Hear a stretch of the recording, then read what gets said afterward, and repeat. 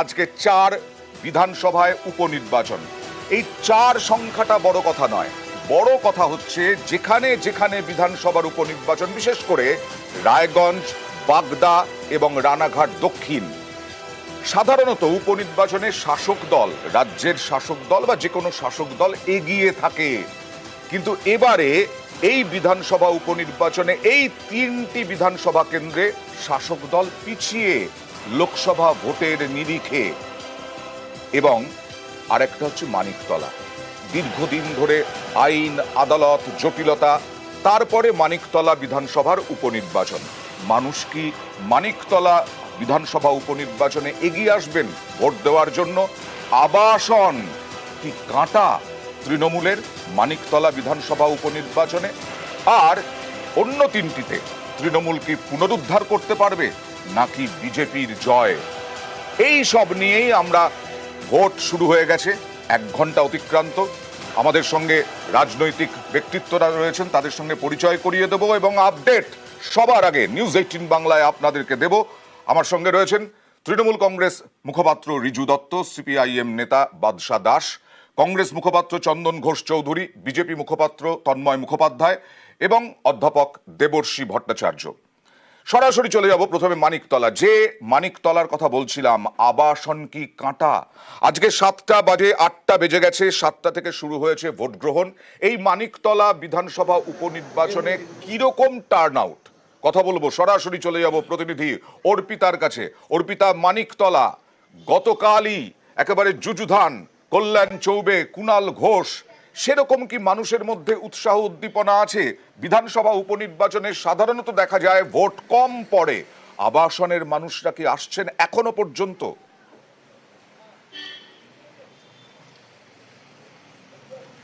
দেখো, আজকে সকাল থেকে আমরা যে ছবিটা আমরা দেখছি, যে মানিকতলায় এই যে তুমি দেখতে পাচ্ছ দা ভবতারণ সরকার বিদ্যালয়, এখানে কিন্তু যারা সাধারণ, যারা এখানে ভোটার, তারা এখানে আসছেন এবং মানুষ একেবারে সকাল থেকে, এখানে 3টে এখানে বুথ রয়েছে, 100, 101 এবং 102। এই 3টে বুথেই কিন্তু সকাল থেকে তারা এখানে এসে ভোট দিচ্ছেন। কেন্দ্রীয় বাহিনীর আধিকারিকরা রয়েছেন, তুমি দেখতে পাচ্ছ, তারা কিন্তু এখানে আইডি কার্ড অর্থাৎ ভোটার আইডি কার্ড, পরিচয়পত্র দেখে তারা ভেতরে তারা ঢোকাচ্ছেন এবং ভোট দেওয়ার পর তারপরে কিন্তু এখান থেকে বেরিয়ে যাচ্ছেন। বাইরে রয়েছে কলকাতা পুলিশের টিম, মাঝে মাঝেই কিন্তু কিউআরটির টিম, তারাও এসে এখানে তারা কিন্তু টহলদারি তারা দিয়ে যাচ্ছেন, কোনো রকম যাতে কোনো সমস্যা যাতে না হয় সেই কারণে কিন্তু তারাও রয়েছেন। ভেতরে কেন্দ্রীয় বাহিনীর আধিকারিকরা রয়েছেন এবং একেবারে বুথের গেটের সামনে রয়েছে কেন্দ্রীয় বাহিনী। তারা এখান থেকে একেবারে ভোটার আইডি কার্ড তারা দেখানোর পরই কিন্তু তারা ঢুকতে দিচ্ছেন এবং সেখানে ভোট দেওয়ার পর তারা বেরিয়ে যাচ্ছেন। অর্থাৎ আপাতত কিন্তু সকাল থেকে যে চিত্রটা আমরা দেখছি, যেরকম উপনির্বাচনে থাকে যে খুব বেশি ভিড়ভাট্টা না হলেও কিন্তু লোক আসতে শুরু করে এবং লোক দিচ্ছেন, সেরকমটাই কিন্তু একই রকম ছবি আমরা এখানে দেখছি। খুব লম্বা লাইন নেই, তবে সাধারণ মানুষ ভোট যখন শুরু হয়েছে তখন থেকেই কিন্তু দেখা যাচ্ছে তারা আসছেন এবং এখানে এসে কিন্তু ভোট দিচ্ছেন। এখন বেলা গড়ানোর সাথে সেই মানে প্রত্যেকজন মানুষ কতখানি এসে ভোট দেবেন সেটা কিন্তু সময়ের অপেক্ষা, যে কতখানি মানুষ আসতে পারে এবং তারা এখানে ভোট দেবেন কিনা বা কি পরিস্থিতি, সেটা কিন্তু আরেকটু সময় গেলেই সেটা পরিষ্কার হবে। নিশ্চয়ই, অবশ্যই। এখন বেলা গড়ায়নি, আর আজকে অফিসের দিন, প্লাস আজকে অনেকটাই গরম পড়েছে, যার প্রভাব পড়বে কিনা এই বিধানসভা উপনির্বাচনে সেই দিকে আমাদের লক্ষ্য থাকবে। তবে বাগদায় চলে যাব, বাগদার পরিস্থিতিটা একটু দেখাবো। বাগদায় বিশ্বজিৎ দাস লোকসভা নির্বাচনে তিনি পরাজিত হয়েছেন, তৃণমূল প্রার্থী। তিনি বিজেপি থেকে তৃণমূলে এসেছেন। 2021-এ বাগদা কেন্দ্রে বিজেপির টিকিটে তিনি জয়ী হয়েছিলেন, তারপরে তৃণমূলে জয়েন করেছেন। এই ফুল বদলে তৃণমূলে যোগ দেন, আর এই বাগদা কেন্দ্রেই এবার 2024-এ বনগাঁ লোকসভা কেন্দ্রে প্রার্থী করে তৃণমূল। বিধায়ক পদ থেকে ইস্তফা দেন, তাই ভোট হচ্ছে। আর এখানে ঠাকুর বাড়ির মেয়ে মধুপর্ণা ঠাকুর তৃণমূলের প্রার্থী হয়েছেন, যিনি মমতা বালা ঠাকুরের মেয়ে। এবার রানাঘাট দক্ষিণের ছবিটা দেখি। রানাঘাট দক্ষিণ বিধানসভা আসনে এবারে তৃণমূল প্রার্থী মুকুটমণি অধিকারী, যিনি ভোটের কয়েকদিন আগে তৃণমূলে যোগ দিয়েছিলেন। তাকে লোকসভা কেন্দ্রে প্রার্থী করার কথা ছিল বিজেপির 2019-এ, কিন্তু কোনো কারণে জগন্নাথ সরকার প্রার্থী হন। জগন্নাথ সরকার পরপর 2বার জয়ী হলেন, আর এই মুকুটমণি অধিকারী তিনি হেরে গেলেন। বিধায়ক পদ থেকে ইস্তফা দিয়েছিলেন এর আগে, তারপরে রানাঘাট দক্ষিণ বিধানসভা আসনে আবার তিনি প্রার্থী হয়েছেন, তৃণমূল তাকেই প্রার্থী করেছে। এবার রায়গঞ্জে চলে যাই। কৃষ্ণ কল্যাণ তৃণমূল প্রার্থী লোকসভা কেন্দ্রে, তিনি হেরে যান। 2021-এ রায়গঞ্জ কেন্দ্রে বিজেপির হয়ে যেতেন, পরে কল্যাণী তৃণমূলে যোগ দেন। 2024-এ তিনি হেরে গেলেন লোকসভা আসনে, তাকেই প্রার্থী করলো এবার তৃণমূল কংগ্রেস। আবার বলছি, এই লোকসভা নির্বাচন হয়তো নিরামিষ হবে, নির্বিষ হবে, কিন্তু এই রাজনৈতিক দিক থেকে এটি খুব গুরুত্বপূর্ণ যে তিনটি আসনে বিজেপি এগিয়ে। সেগুলো কি রিজু দত্তরা ওভারকাম করতে পারবে? সরাসরি চলে যাব বাগদায়। বাগদা থেকে রয়েছেন আমাদের প্রতিনিধি উজ্জ্বল। বাগদায় এই মুহূর্তে ভোট কতটা গুরুত্বপূর্ণ, তৃণমূলের মেশিনারি কিরকম কাজ করছে না করছে একটু জানতে চাইবো।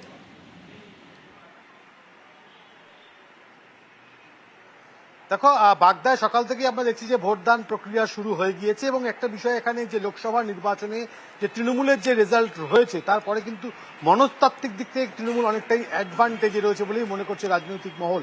তার কারণ বিভিন্ন জায়গাতে যে নির্বাচন হচ্ছে সেই জায়গায় যেহেতু উপনির্বাচন, সেই উপনির্বাচনেও কিন্তু যেহেতু শাসক দল একটা বাড়তি অ্যাডভান্টেজ পায় বিভিন্ন রকম ভাবে, সেখানে যে ভোটাররা তাদের মতন মনোবল বাড়ে, শাসক দলের যে কর্মী সমর্থক তাদের একটা মনোবল বেড়ে রয়েছে, ফলে এইসব অ্যাডভান্টেজ কিন্তু শাসক দলের পক্ষে থাকবে বলেই মনে করা হচ্ছে। এবং দ্বিতীয় বিষয় যে বিজেপি কিন্তু মনে করছে তারা যে এই আসনটি তারা ধরে রাখতে পারবে এবং তারাও কিন্তু ইতিমধ্যেই নেমে পড়েছে। সব মিলিয়ে বলা যেতে পারে যে ইতিমধ্যে বাগদার যে নির্বাচন, সে নির্বাচন জমে উঠেছে। কিন্তু একটা বিষয় যে ভোটারদের যে লম্বা লাইন আমরা সাধারণ নির্বাচনে দেখে থাকি, সেই লম্বা লাইন কিন্তু এখনো পর্যন্ত চোখে পড়ছে না, কারণ মানুষ আসছেন, ভোট দিচ্ছেন, চলে যাচ্ছেন। বুথগুলো মোটামুটি ফাঁকা রয়েছে।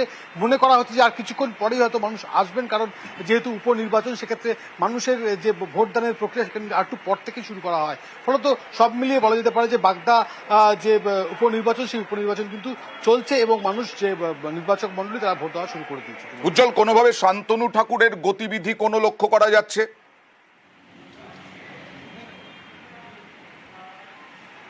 দেখো, এখনো পর্যন্ত তিনি এই বিষয়ে মুখ খোলেননি বা তিনি কি করবেন এখনো পর্যন্ত বলেননি, ফলত এটা এখনো পর্যন্ত তিনি ধোঁয়াশার মধ্যেই রেখেছেন। যদিও আমাদের নজর রয়েছে তিনি বেরোলে কখন বেরোবেন বা কোথায় কোথায় যাবেন, অবশ্যই দিকে নজর রয়েছে, কিন্তু এখনো পর্যন্ত তিনি কোথায় যাবেন বা তার যে মুভমেন্ট, সেই মুভমেন্ট তার পক্ষ থেকে কিছু বলা হয়নি। কিন্তু যেভাবে আমরা এখানে দেখছি যে এখনো পর্যন্ত তার বেরোনোর কথা রয়েছে এবং বেরিয়ে তিনি কোথায় যান সেটা অবশ্যই আমরা নজর রাখবো। অবশ্যই মানিকতলার থেকে, মানিকতলার তুলনায় আমরা মানিকতলাতে যে ছবি দেখলাম সামান্য হিমশৈলের চূড়া মাত্র, তার থেকে বাগদার ছবিটা অনেক বেশি উৎসাহব্যঞ্জক এবং সেখানে যথেষ্ট ভোটারের লাইন রয়েছে। আর সারা দেশে ভোট উৎসব যখন হয় তখন সব জায়গাতেই লাইন বেশি থাকে, কিন্তু এখানে তো আর ভোট উৎসব নেই। ভোট উৎসব ওই 4টে জায়গাতে। রিজু, বারবার যেটা প্রশ্ন উঠছে, হেরে যাওয়া প্রার্থীদের আবার কেন? আর হেরে গেলে নাকি এবার যদি পরাজিত হয় তাহলে নাকি জানা যাচ্ছে তৃণমূল কংগ্রেসের ভেতরে যে যারা সংগঠনের দায়িত্বে তাদেরকে নাকি একেবারে ছেঁটে ফেলা হবে। হেরে যাওয়া প্রার্থীদের জেতাবে কি করে? দেখুন, আমি এক এক করে বলি, সিট ধরে বলি। কৃষ্ণ কল্যাণী, আমরা এই বাই ইলেকশনে যাচ্ছি যেখানে বিজেপি 3-1 এগিয়ে, সেখানে কৃষ্ণ কল্যাণী এখন আমাদের দলে, তিনি লোকসভার প্রার্থী ছিলেন, হেরে গেছেন এবং আবার তিনি সেখানেরই বিজয়ী বিধায়ক, তাকেই আমরা ক্যান্ডিডেট করেছি। রানাঘাটেও একই ব্যাপার, বাগদাতেও আমরা মধুপর্ণাকে টিকিট, বিশ্বজিৎ দাঁড়াতে চাননি। হ্যাঁ, বিশ্বজিৎ দাঁড়াতে চাননি, মধুপর্ণাকে টিকিট দেওয়া হয়েছে কারণ মমতা দেবীর তিনি মেয়ে, আর মমতা দেবী রাজ্যসভায় গেছে। মানিকতলাটা তৃণমূলেরই আসন, কারণ দুটো শব্দ আছে আমরা বাংলা রাজনীতিতে মাঝে মাঝে আমরা স্থূলভাবে ব্যবহার করি, অভিভাবক আর পৃষ্ঠপোষক, কিন্তু মানিকতলা কেন্দ্রের প্রকৃত অর্থে পৃষ্ঠপোষক এবং অভিভাবক তো সাধন পাণ্ডে। তাই সাধন পাণ্ডেকে দেখেই ভোট হচ্ছে, যদিও তার পরিবারের তার স্ত্রী টিকিট পেয়েছেন, কিন্তু ভোটটা হচ্ছে সাধনবাবুকে সামনে রেখে। মানিকতলা আমরা জিতছি, এটা নিয়ে কোনো দ্বিমত কারুর থাকতে পারে না। বাকি যে 3টে আসন আছে তার মধ্যে আমার ধারণা ব্যক্তিগতভাবে আমরা রায়গঞ্জ জিতবো, আমরা রানাঘাট জিতবো, বাগদায় টান 50-50 অবস্থা, 50-50 অবস্থা। বাকি আমরা আশা করব যে 3-1 বিজেপি এগিয়ে আছে। এবার যখন 13 তারিখ রেজাল্ট বেরোবে সেটা 3-1 অন্তত মিনিমাম 3-1 তৃণমূল এগিয়ে থাকবে বা 4-0 হতে পারে।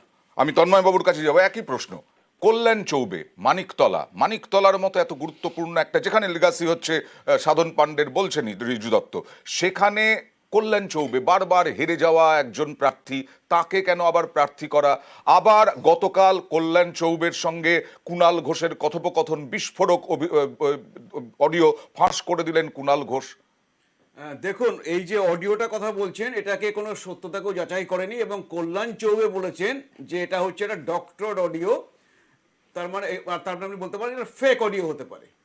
তো সুতরাং সেটা নিয়ে আমাদের আলোচনা করে বেশি লাভ নেই, কারণ কল্যাণ চৌবে কিন্তু কখনো বলেননি ফেক, বলেছেন যে এটা এডিটেড।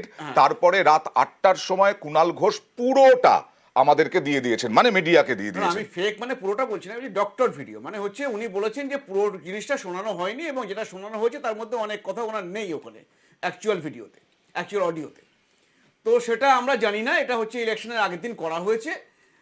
যদি আপনারা মানিকতলার সিটটার কথা বলেন তাহলে দেখবেন যে 2019 সালের ইলেকশনে আমরা ওখানে 1000-এর কম ভোটে হচ্ছে পিছিয়েছিলাম, 1000-এরও কম ভোট, বোধহয় 700 কত ভোট।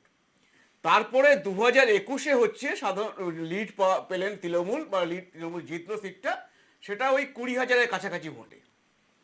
তো এখন আবার দেখতে পাচ্ছেন যে 2024-এ ওইটা আবার কমে গিয়ে এখন 3,575 চলে এসছে। তো সেখানে দেখতে পাচ্ছেন যে এই মানে জায়গাটাতে এর উপরে ভিত্তি করেই কল্যাণ চৌবেকে প্রার্থী করা। হ্যাঁ, কল্যাণ চৌবে ওখানে আছেন এবং এটা জানবেন যে ওখানে আমাদের ভোট পার্সেন্টেজ খুবই ভালো। আচ্ছা, সুতরাং এখানে হচ্ছে প্রথমে হচ্ছে আমাদের 1%-এরও কম ভোট ডিফারেন্স ছিল 2019-এ।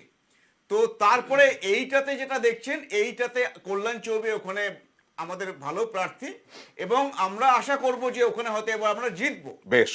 তো সেটা, আর বাকি তিনটেতে আপনি তো বলেই দিয়েছেন, বাকি তিনটেতে যদি অবাধ নির্বাচন হয়, তৃণমূলকে যদি ভোট লুট করতে দেওয়া না হয় বা মানুষ যদি বুথ পর্যন্ত পৌঁছে গিয়ে ভোট দিতে পারেন, তাদেরকে বাড়িতেই যদি আটকে না দেওয়া হয়, গ্রামে গিয়ে যদি ভয় দেখিয়ে না আসা হয়, তাহলে এর ফয়সালা কবে হবে আমি জানি না। প্রত্যেকবারই বিরোধীরা বলে যে তৃণমূল যদি ভোট করতে দেয়, যদি ভোট অবাধ হয়, লুট করতে না দেওয়া হয় কেন্দ্রীয় বাহিনী থাকা সত্ত্বেও, তার মানে তৃণমূলের এটা স্ট্যাম্প পড়ে গেছে।